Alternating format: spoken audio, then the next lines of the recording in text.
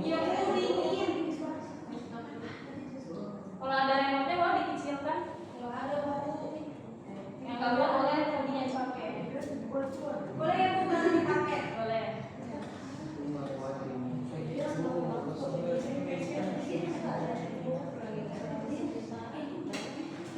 Oke teman-teman, di sini semuanya pada hadir? Hadir. Ada yang berhalangan?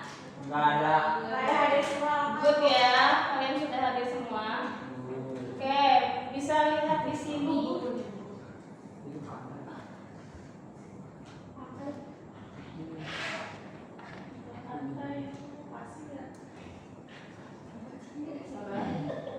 Di sini kita akan membawakan tema terkait apa? Self-awareness dan Oke, self-love. sayangi diri, kenali hati dengan Self-awareness. dan self-love. Sebelum masuk kalian tahu nggak sih apa itu self-awareness?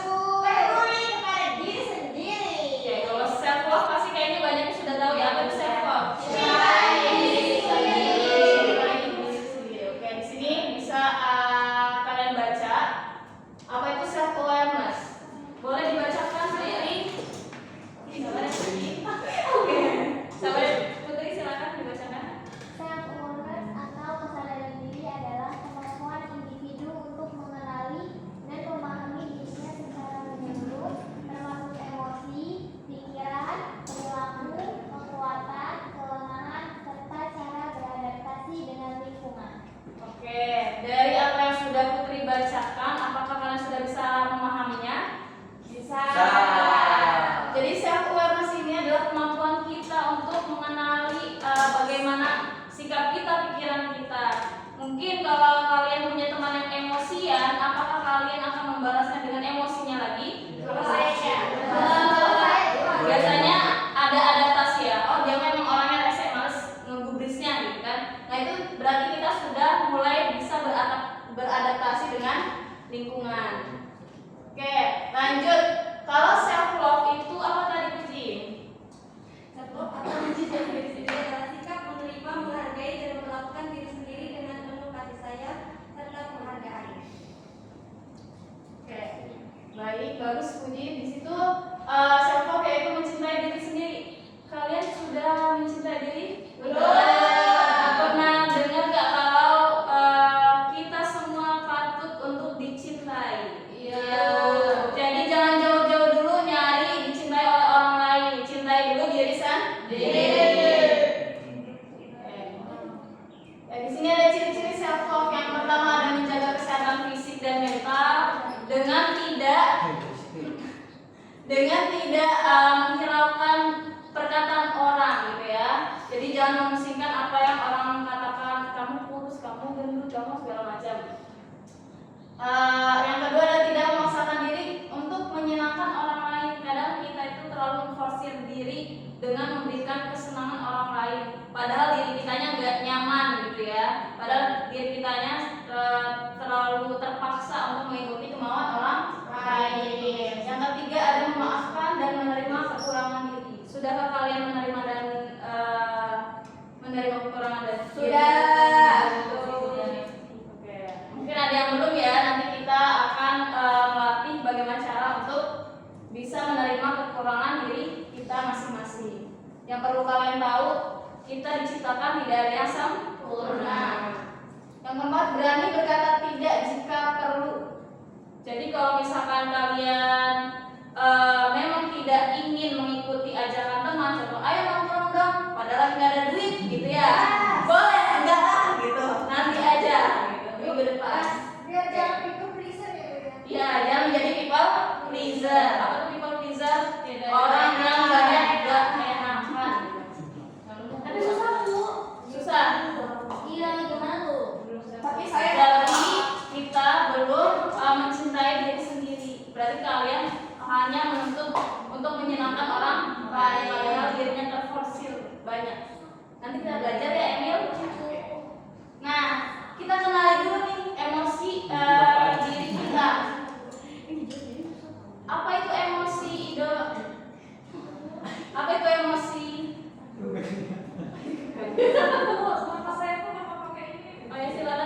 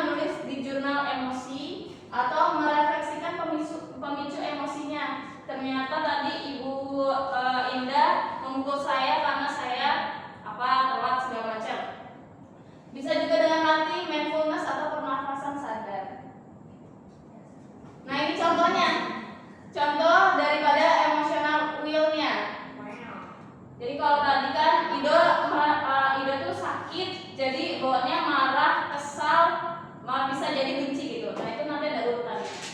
Jadi perasaan marah itu bercabang lagi, ada intinya. Atau bisa dengan membuat jurnal emosi. Boleh dibacakan Wulan. Jurnal emosi, contohnya sederhana yaitu hari atau tanggal, misalnya hari Rabu tanggal 16 April 2025. Emosi yang dirasakan kesal dan kecewa, penyebabnya misalnya chat aku diabaikan sama dia dari pagi, terus responku jadi bad mood atau malas ngapa-ngapain. Terus refleksinya mungkin aku perlu belajar sabar dan gak bergantung banget sama dia buat bahagia. Oke, bagus nggak kalau misalkan kita buat jurnal emosi seperti ini? Bagus. Pernah kalian coba? Belum. Entah itu waktu SD, SMP gitu kan? Itu bisa dibuat seperti ini untuk mengurangi rasa kekecewaannya. Jadi kita melampiaskan secara tulisan gitu ya. Sampai sini bisa dipahami? Bisa. Oke, sekarang mengenali pikiran diri dulu. Pikiran itu adalah narasi dalam diri yang mengaruh emosi dan tindakan. Apa itu narasi? Tulisan. Oke, tulisan, kayak perkataan atau segala macam kalimat yang ada di dalam diri kita. Langkah-langkah untuk mengenali pikiran adalah sadari pikiran otomatis saat stres. Jadi ketika saat stres, apa yang otomatis dipikirkan? Ice cream. Mau beli es krim itu boleh. Bisa juga dengan tulis isi pikiran ketika sedang emosi. Seperti yang tadi ya, bikin jurnal harian. Atau evaluasi fakta atau asumsi. Ini kita nih merasakan hal ini, faktanya memang begitu atau hanya pikiran sendiri, apa tentang overthinking kita sendiri. Bisa dengan ubah pikiran negatif jadi afirmasi positif. Saya tuh jelek banget ya, ganti afirmasi positif. Jadi setiap kali kalian memberi afirmasi positif dengan saya cantik, saya hebat, saya cerdas, seperti itu ya. Bisa diikuti? Bisa. Coba kalian ikuti perkataan ibu.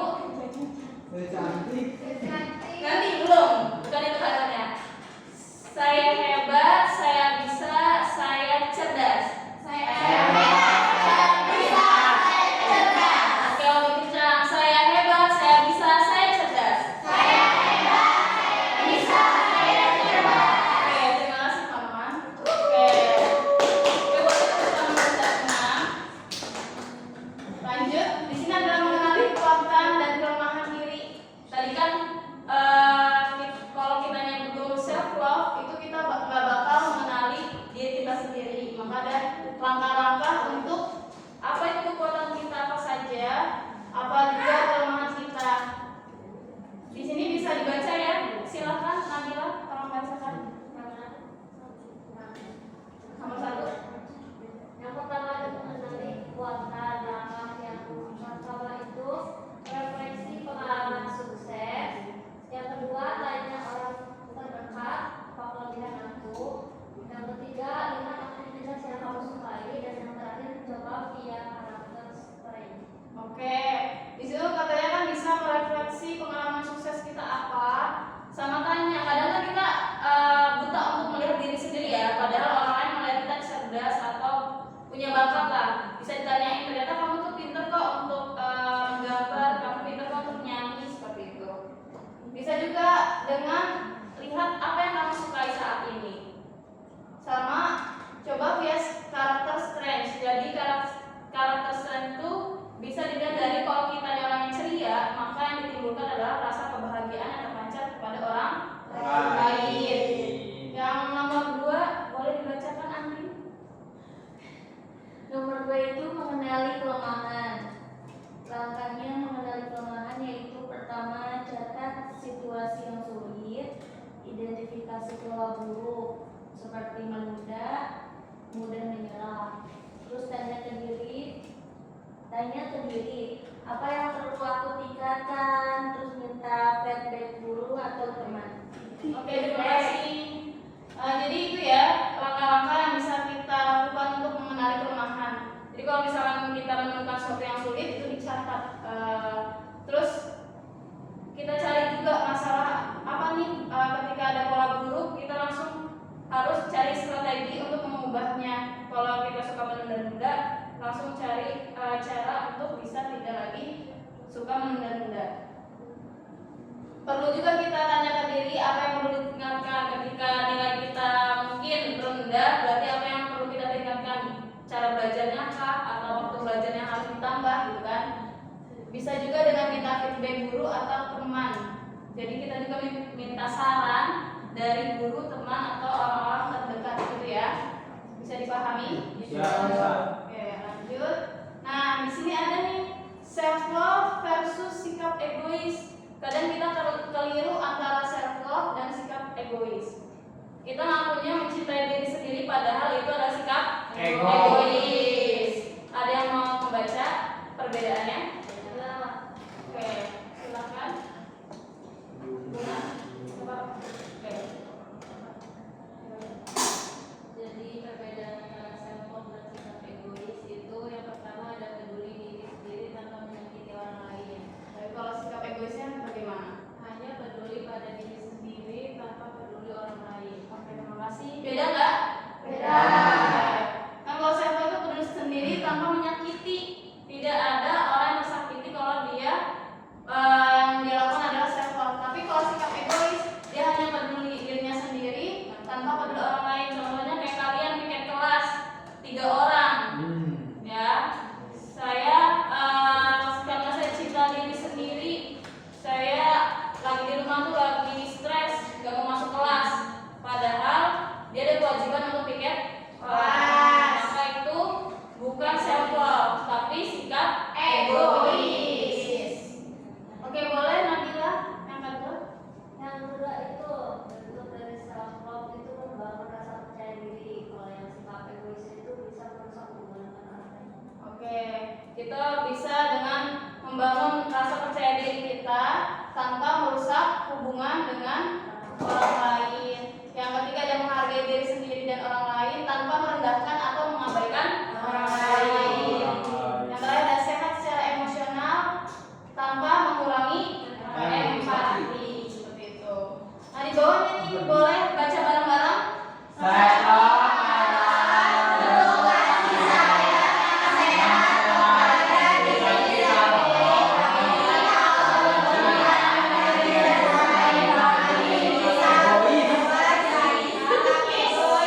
Nah, self love juga nggak boleh egois, karena nanti yang hadir adalah sikap egois. Oke, ini manfaatnya dari self awareness dalam kehidupan sehari-hari. Bisa meningkatkan pengendalian diri, membantu mengetahui kelebihan dan kekurangan diri, bisa meningkatkan kualitas hubungan sosial. Ya, kita nggak banyak musuh kalau udah self awareness. Yang keempat, mendukung pengambilan keputusan yang baik, dan yang terakhir ada menumbuhkan rasa percaya diri. Oke, materinya sudah habis. Sampai di sini ada yang ingin bertanya? Cukup Jelas, Ibu. Oke. Setelah ini Ibu minta nanti ada link ya di Google Form yang mana bisa kalian isi untuk evaluasi layanan ini. Dan di situ ada saran untuk next layanan kalian mau apa gitu ya. Temanya tadi kan tentang self love dan self awareness. Nanti untuk next layanan bisa kalian kasih saran di Google Form-nya. Ibu kirim ke siapa di sini, ketua kelas? Uji nanti dikirim ya. Nanti diisi. Oke, mungkin cukup sekian dari Ibu. Kurang lebihnya mohon maaf. Terakhir, wassalamualaikum warahmatullahi